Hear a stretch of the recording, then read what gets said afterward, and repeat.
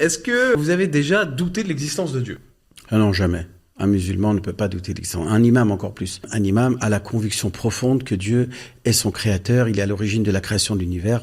Là-dessus, on ne peut pas avoir de doute, on ne peut pas se permettre d'avoir de doute là-dessus. On peut être tenté, c'est-à-dire il peut y avoir ce qu'on appelle des waswas, des tourments démoniaques qui vont essayer de vous remettre en cause, mais tout de suite, il y a votre connaissance, votre savoir, puisqu'un imam et un rabbin, en quoi ils se démarquent du commun des croyants, c'est la connaissance, c'est le savoir. Et son savoir ancre sa foi. Comme le dit le Coran, ce sont ceux qui sont enracinés dans la foi qui ont la foi. Vous vous levez un matin, vous avez plein de problèmes financiers, d'amour, de santé, etc. Est-ce que vous ne dites pas à un moment, est-ce que tout ça, ça sert à quelque chose? Est-ce que vraiment Dieu existe vraiment? Ça vous est jamais arrivé? En fait, la question, pour nous, elle se pose pas de cette manière. C'est pas la question de savoir si Dieu existe ou pas.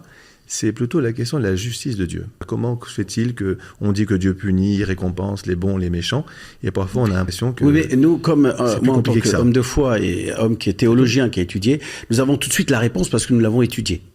Nous avons tout de suite. Donc, quand on est tourmenté par ce genre de questions, on a tout de suite la réponse qui vient apaiser nos convictions et qui établit une certaine sérénité en nous-mêmes. Sauf qu'il y a des questions qui restent sans réponse quand même.